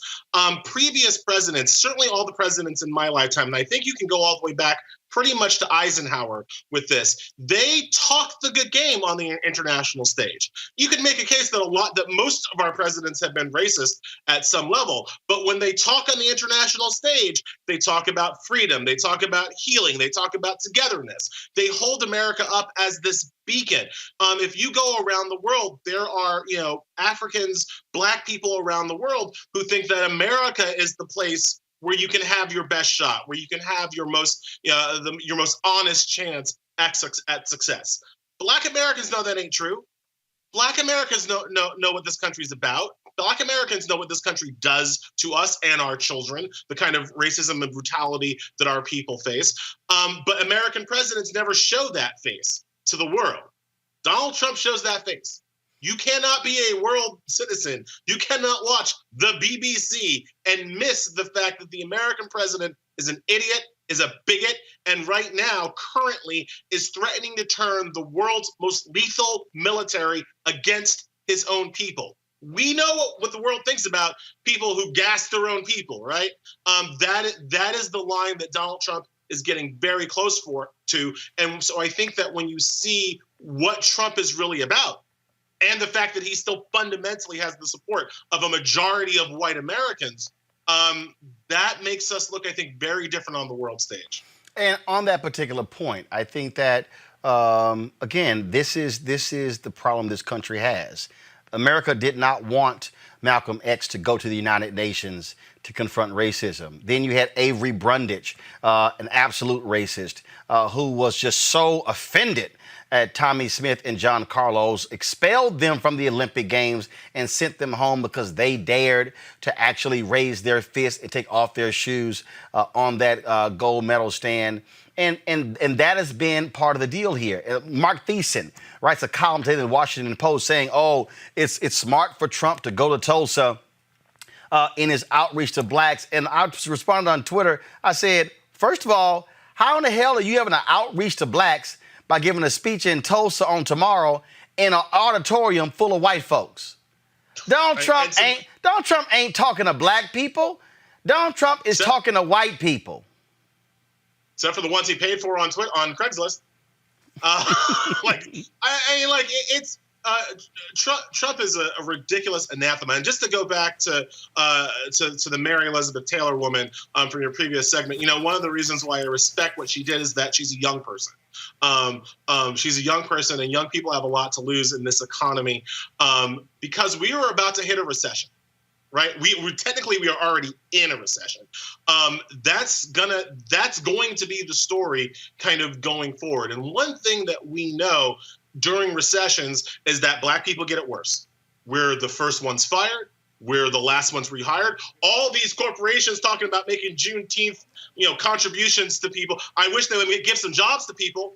I wish they would commit to protecting African American jobs in this coming round of layoffs that we're going to see all across the country. But I tie that through to Donald Trump's speech because while he talks about black unemployment all the time as if he did something about that, those are Obama's accomplishments that he is.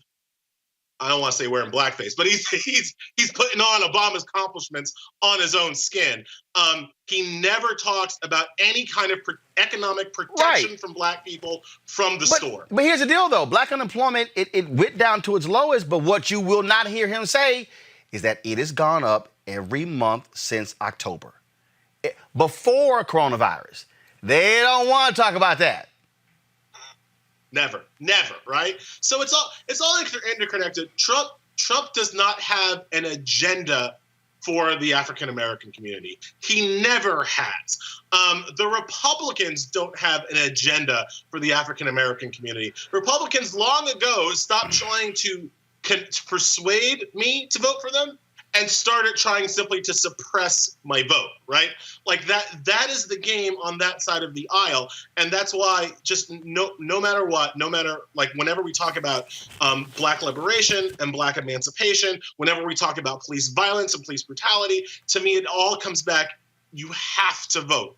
You have to vote in your local elections. I live in New York. New York has a primary on Tuesday. There are local candidates who care about these issues, and there are local candidates who don't. And you have to know the difference, and you have to vote like that. If people voted in local primaries and local elections like they vote in presidential elections, our entire daily lives would be different. And then if everybody voted in the presidential election, people like Trump could never win.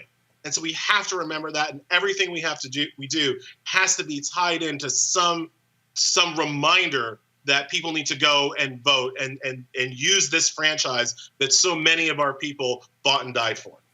Ellie Mistel with The Nation. We surely appreciate it, man. Thanks a lot. Thank you so much. Folks, to continue this conversation, African countries, as I said on Thursday, back off their call for the UN's top human rights body to launch its most intense scrutiny of police brutality and systemic racism in the United States.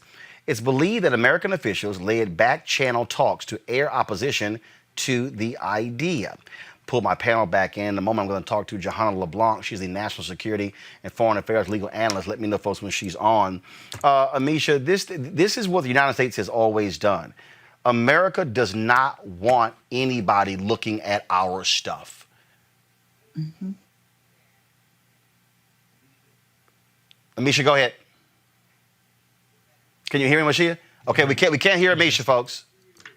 Oh, I'm sorry. I was on mute. There we go. Go ahead. No, it's that America has always had a habit of policing every other nation. We are the police of the world when it comes to humanitarianism, when it comes to human rights violations, when it comes to overzealous leaders or leaders who we just wanted to depose of, even if they weren't overzealous. However, we have a huge problem with seeing tragedy, seeing human rights violations within our own backyard. The issue with the UN coming in, I think it's extremely smart to elevate and raise awareness and have the UN be able to cite a lot of the issues that are particularly affected African Americans when it comes to human rights violations and immense brutality that has occurred within this country. This isn't the first time, though, that the UN has been a part of and a parcel of moving the African American community forward, specifically when it comes to violations of our own government against us. And I think that right now, considering the place that we are at in history, it's extremely vital that we look towards organizations or multinational organizations, because what we have in America right now is a president that is not only a nationalist, and by nationalist, it's not just America. He is white America. Let's not be confused in any way. He is also populist America. And what we know about populism is that it has never worked in the favor of minorities, specifically Black people. And the UN has a very strong not only rhetorician around this, but they also fully understand what their leadership role is in elevating and pointing out a lot of the institutional biases, a lot of the major treading upon that has happened with African Americans over generations here, but also looking at the effects of police brutality and how our government has ignored it time and time again. And I think that right now we are at a point where that type of report would get the level of attention that we need, but also elevate this to where America can no longer hide behind itself. America can no longer ignore the crisis within its own backyard. And America can no longer be seen as this country that really serves democracy and should be the beacon for all other nations. When, to be honest, we've never been a democratic nation for a huge segment of people that actually live in this country. I want to bring in Johanna LeBlanc. She joins us right now. Johanna, this is one of those moments where these African nations could have said to the United States, no. But the reality is, I'm quite sure the United States dangled the dollars. Well, Roland, how these cases are usually handled is whenever there's things like this, the African Union ambassadors here in D.C.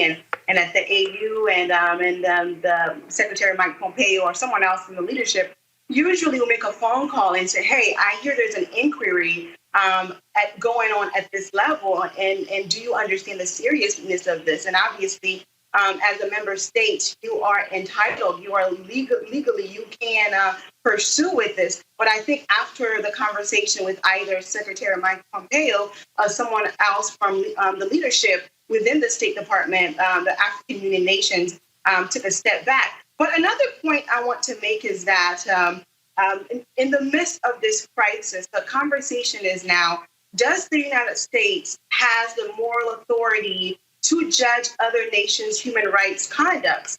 For example, every year, the United States State Department in particular, the Bureau of Democracy and Human Rights, publishes a report for each nation that receives funding from the United States to see how they're governing themselves in terms of human rights, right?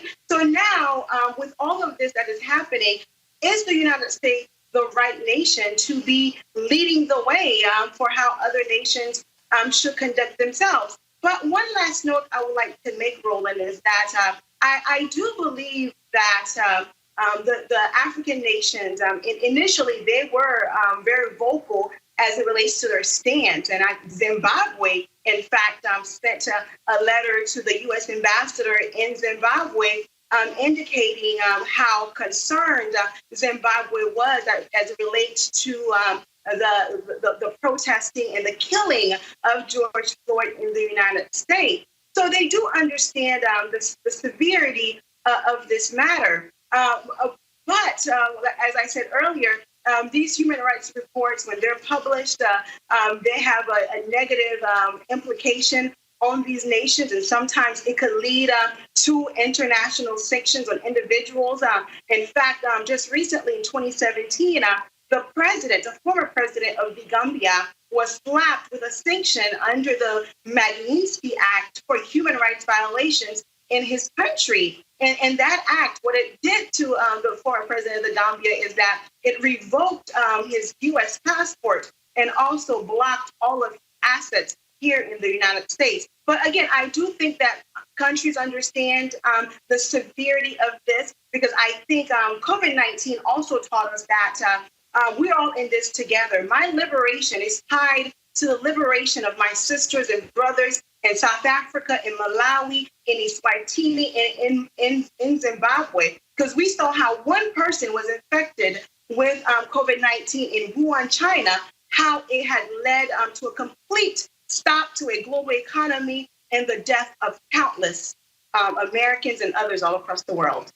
So, so now they're backing off. So, what are they going to do? Go light? Are they saying don't investigate at all? What are they going to say? Well, to be frank with you, Roland, the resolutions that usually come out of the UN usually have no teeth. Now, the Commission, the UN Security Council, is the place where resolutions that are adopted are binding. So other actions that happen through the UN usually is just a way to just tell other states, we're watching you. There are so many states where the United Nations have passed resolutions, and they don't adhere to those resolutions because they're not legally binding. They have no legal teeth. So the UN Security Council is the route to take. But the problem is the UN Security Council, the United States has, if the United States vetoes it, guess what? There's no resolution. Obviously, yes, you're right. You have France, you have the UK, you have Russia, the superpowers, right? So it can be it's very challenging to get something done against the United States, one of the most powerful nations in this world. But I think that the United States can do right by Americans here in this country and can maintain its moral authority. This is the moment where America has to do the right thing. Mere executive orders are not sufficient.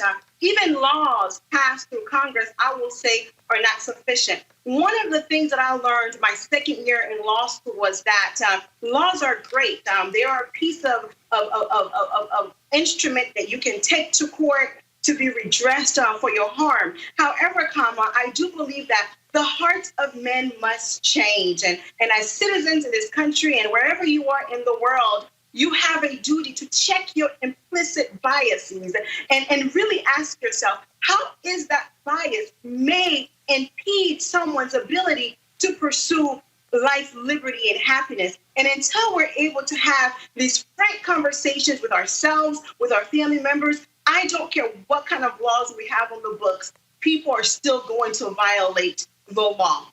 The hearts of men must be changed, and it is something that no society can legislate. Jahan LeBlanc, we still appreciate it. Thanks a lot. Thank you. Dr. Carter, I want to go to you on this. I mean, this is part of the problem. Part of the problem is that when things happen around the world, we can protest, we can come to the aid of other countries. Mm-hmm. For black people and other people in this country, the reality is this here, and this is why it's sad what those African nations have done, is that we don't have a home country. This is it. So it would bring, just like when you had those black workers at Polaroid and other African Americans before them who were highly critical of South Africa, and then African Americans rallied to stand with those South Africans to seek their freedom. Same in Rhodesia, which is now Zimbabwe. Same thing when Ghana got independent. Same thing with other African nations.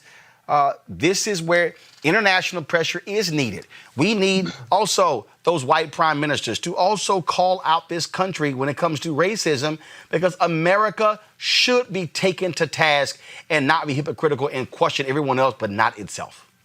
But this is what America always does. I mean, when the League of Nations was formed, Woodrow Wilson, probably one of the most racist American presidents to ever exist, just single-handedly bounced a principle, a treaty that the Japanese government wanted to add, acknowledging the principles of racial equality for the League of Nations, which would become the UN, right? You had the Civil Rights Congress in 1951 try to go to the UN to lodge the complaints about the murders of Black Americans by the government and other state-sanctioned actors, right? So this is a part and parcel. I mean, the United States, even though it signed on to the International Criminal Court and was happy to see people like Gaddafi and others be sued internationally and brought up on charges, won't allow those same courts to actually have prosecutorial authority over Americans, right, who break international law. So this is what we do. We use our military, the fact that we have one of the largest militaries in the world, the largest in the world, to bully other nations. We use the threat of withholding funds. America does not like to be called out on the carpet internationally. And this is, again, another moment where America has been caught with its pants down and everybody can see, yet it'll pretend that they're wearing undergarments, right? So I understand the pressure that these nations face to back off, because if you're out, the only person out here, and you do need folks like China and other nations to come forward and support you, it is a very lonely and a very difficult place, because the United States is an international bully. They have done this repeatedly while eschewing any kind of greater scrutiny into how it treats its Black citizens. And so I'm not surprised that these nations have softened their stance with respect to the United States and these these international organizations. Rob, America hates being called out, but getting called out is necessary. Yeah, America is the worst, and when it comes to self-awareness of its own deeds, just like Dr. Martin Luther King, it was his whole focus was just making sure that America lived up to what it said on paper. Just do what you say on paper. We want your rhetoric to match your reality, and we have the greatest of ideals, but we have so much room to go in order to actually make sure that particularly African Americans are given all those rights. So it's so interesting to see the rage that a lot of Americans and American officials get when people call them out on their racism. Look, I want them to get just as upset about being called out about racism as actually being racist. Then we can actually make some progress. What's interesting, as I want to talk about this here, I mentioned this the other day. The SEC, Southeastern Conference, has made it clear, unless Mississippi takes the Confederate flag off of its state flag, there will be no SEC championships taking place on any campus in Mississippi. That is essentially a divestment practice. That's what it is. South Carolina, it happened. NAACP did that in South Carolina. The NCAA and others followed through with that. And when that flag came down, the NCAA said, okay, fine, then we can return. We're seeing this here. I keep telling people, we can have all this talk we want to. If you want to affect America, you must deal with money. Yep. Money. That's 100% correct. All these people, all these folk who all of a sudden, all these folks who are saying, oh my goodness, let's all these changes. Let's be real clear. When shit started burning, when buildings started burning, they were like, oh damn, we got to do something. But they ain't got no problem with you marching. And look, I do not endorse any of that, but I keep telling people, every single so-called riot during the 60s was preceded by police brutality. And when shit start getting burned, buildings and cities went up in flames, they're like, man, we got to do something. America understands two things, violence and money. Absolutely. And to your point about the SEC, I grew up in Mississippi. Mississippi is SEC country. I have 16 cousins who all played SEC football in the state of Mississippi. When you think about Ole Miss, when you think about the University of Southern Mississippi, when you think about all of those schools, Mississippi State, yep. For a state that has always had the Confederate flag in its state flag, when you stand up to do the Pledge of Allegiance anywhere in Mississippi, you also have to pledge, because they have it right next to the American flag, the state flag with the Confederate flag in it. You're also pledging to that at the same time. This is a huge watershed moment for the state of Mississippi, who has battled against removing this emblem from the flag since before my grandmother was born.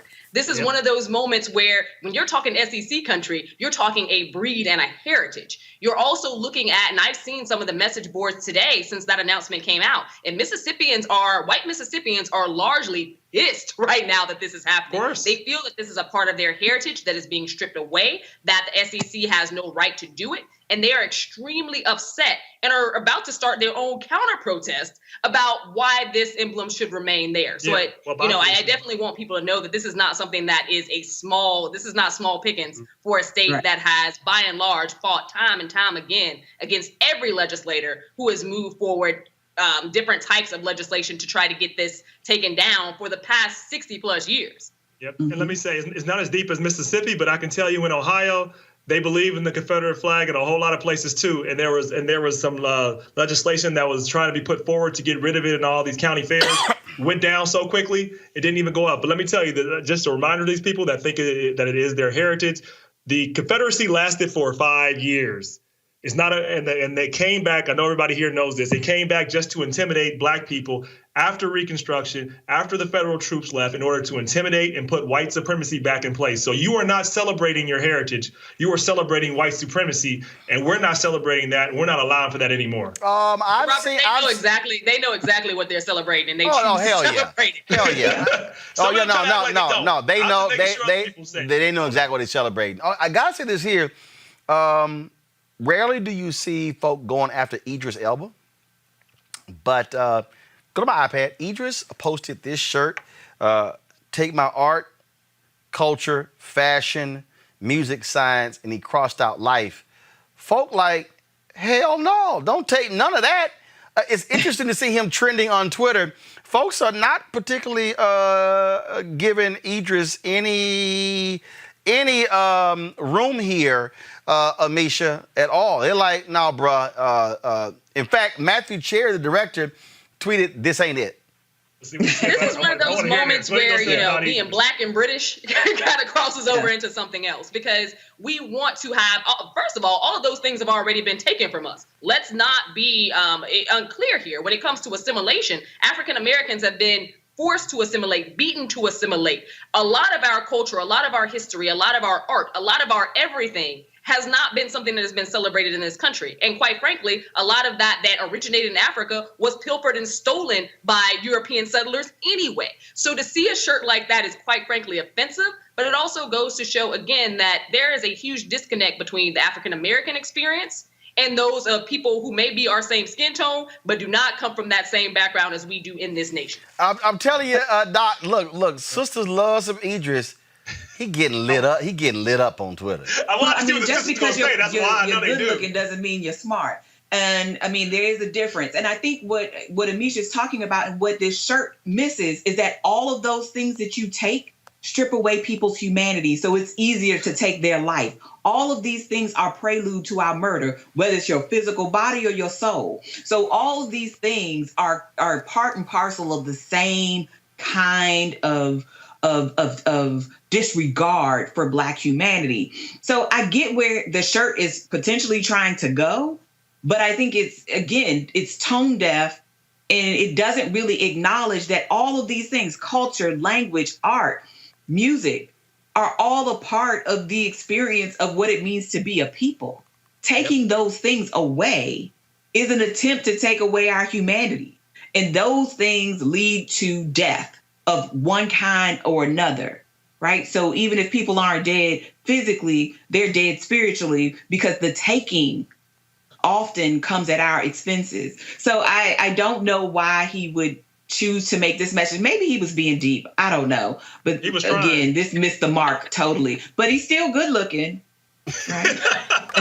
Rob, go ahead, Rob. You know they can't say that. But listen, I'll just, he was not only is it even if you try to get to the point where he's trying to say don't take our life, people they have taken our art and they're taking profits, they're taking finances, they're taking away things that we have created, and we're not getting the value of the things we have created. That has also led to the systematic exclusion. So he didn't understand that. I agree to Amisha's point all the way. I think the brother's good. I just think he has a disconnect because he doesn't have the same experience or the same understanding of what it means to be an African American here. So he took that trying to be deep and totally missed the mark.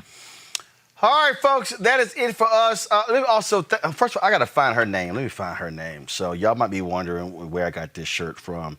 So I actually ordered it off of Etsy. And is this it? Is this it? Yes, Agape Creations with a Z. Agape Creation Z. And so, man, what is the sister's name? Markia. Markia, she's owner of Agape Creation Z in Atlanta. So I got this off of, I got it off. So you'll see here, let me stand up, get my microphone. You'll see Juneteenth breaking every chain since 1865. And so I wanted to thank her for that. I paid for the shirt, y'all. And so for designing the shirt, so I certainly appreciate it. Rob, Amisha, Niambi, thanks a lot for being on our panel. Thank you so very much. Enjoy your Juneteenth day and Happy weekend. Juneteenth, y'all. All right, folks, last night I told y'all, I said, man, if 60 of our folks could give $50 each, we could actually get this new app, which will allow us to be able to send to people. We can live stream events from all over the country, literally from their iPhone or Android. Yo, did y'all come through. So here are all the people who gave. Some of y'all didn't want your names mentioned. I appreciate that. These people gave $50 or more to make this possible. Adam Morgan, Ainsley A. Reynolds, Alan Tucker, Alf of Hip Hop Slam, Antonio Nickelberry, April Sharp, Blockchain Revolution, Bridging Multiple Divides, Brooks Vault, Calvin Ray Stigger, Cheryl Miller, Chris, Cicely Locks, Clarissa Adams, Craig Kennedy, Cynthia White, Daniel Christiani, David Cole, Deborah McCowan, Dennis Hayes, Daquila Burnett, Destination Honeymoon, Diana Franklin, Deetra, Eugenia Moss Red, Unita Bethea, Felice Newsom, Freddie Holyfield, George Wright, Gracie Burks, Green Goddess, Jamise Joyner, James Cash, Jean, Jenny Shaw, Johnny Johnson, Joy Griffin, Jonathan Daniels, Katrina Norris, Keisha Cooper, Keenan Wright, Kimberly Saunders, Larry Nixon, Latoya Hairston, Lawanzer Quince, Linnea Prim, Lisa Moore, Lloyd Kirkendall, Marilyn Wilson Inc., Marlena Kellum, Matt Kosan, Melanie Asatewa, Melva McKinney, Michael D. Parker Jr., Michael Lawler, Michelle Williams, Nathaniel Logan, Orlandus Graham, Otis Coates, Pam McCain, Pamela Shervington, Pastor Moses, Patricia Spite, Ralph Salvant, Rolando Williams, Robert Moore, Robert Talley, Rose Jones, Russell Sanders, Search, Charlene Wilson, Sheppel Jacka, Sharana Lee, Solomon Alexander, Tanaya Reed, Tarvon Nolan, Teresa Bishop, Terry McLean, the Digibees, Talicia Burnett, Tiny Cobbs, Troy Griffith, Valerie Evans, Belinda Brathwaite, Velma, Veronica Norville Thompson, Vicki Graves, Vincent Brown, Wanda Floyd, Wilbert Hunt, William, Yolanda Lindsay. Folks, thank all of you. So here's the deal, folks. A bunch of y'all have given to us on YouTube. Here's the deal. Y'all want to support the show. All of you watch on YouTube. Again, y'all, we do this show to give you what you're not going to get anywhere else. We want you to join our Bring the Funk fan club. My man Keenan sent me. We have 8,000. I want to get the number. Let's see. Let's see here. Give me 1 second, y'all. Keenan, 8,254 people. So here's the deal. If we hit our goal of 20,000 people by the end of the year, the show is completely funded. And so every dollar you give goes to support this show. Our goal, of course, is to give you the kind of news you're not going to get anywhere else, give you the interviews you're not going to get anywhere else. Look, all these networks, look, y'all, I see them all. ABC, God bless them. NBC, God bless them. They all doing Juneteenth specials tonight. We do Juneteenth every day. Let me repeat that. All the rest of these folk who have suddenly discovered Juneteenth, we do Juneteenth every day. We break chains every day. Henry, give me a wide shot. Y'all want to know how black we are? Ain't no other, give me a wide shot. Ain't no other TV show out here with a set look like this. That's my man, artist Leroy Campbell. Y'all can get his work. Go online to get it. Y'all, this is a black show. This is a black show by black people, for black people, targeting black people, covering the news. That's why we do what we do every single day. But we need your help. Here's the deal. We don't have any corporate folks supporting us. We have been bootstrapping this thing, y'all. I'm telling y'all, I have not been paying myself from the show for a number of months.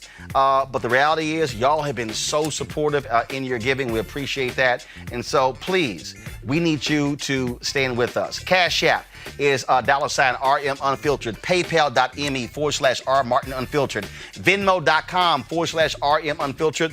You can send a money order, folks, or cashier's check to, and make it out to New Vision Media, please. New Vision Media, Inc., 1625 K Street Northwest, Suite 400, Washington, D.C., 2006. We want you to support what we do. We got some great things coming up.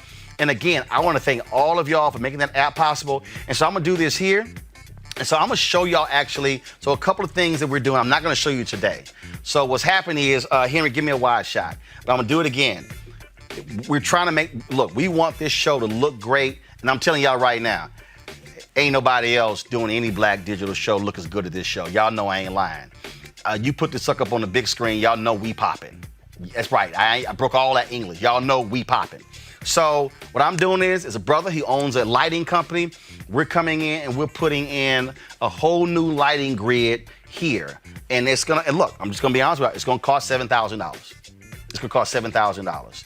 We're also doing, and I'm going to show y'all one day, I'm just going to shoot, I may do it live, we may just shoot it. We're completely going to redo our control room because we want to be able to take in more feeds, have more people who are live, fix our audio. And so all these different things that we're doing. We, first of all, Matt Thacker, don't sit here and try to talk about what this set looks like. I will block you on YouTube. Just letting you know, don't act a fool. I see everything. So what we're doing is, our goal is for this to be a high quality show, giving you the kind of information. We did 350 hours of content in our first year. We're going to do 700 hours of content in our second year. Y'all know, and I'll show you the numbers, folks. We crossed the 500,000 threshold of subscribers in our YouTube channel on June 4th. We've actually, and I can get the last number here. We can get the last number.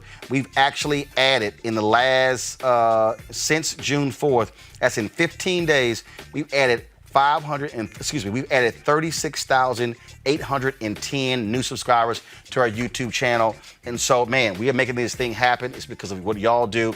And so please go to RolandMartinUnfiltered.com, give on YouTube, give on Cash App, Venmo, pull it up again, PayPal. You can send it in because, y'all, the election is in November. And trust me, we've got some stuff. We want to be in battleground states. Once we return to traveling, we want to be able on the ground, covering the stories, covering these various things. And that's why we make it possible. And so please support us. You can buy our products at RolandMartinUnfiltered.com. And y'all might have seen, last thing here, y'all might have seen my girl Soledad when she talked about when somebody at CNN told her that I wasn't the right kind of black. I wasn't the right kind of black to put on the show. That's what they said. I wasn't the right kind of black. So since that's the case, y'all know how I do.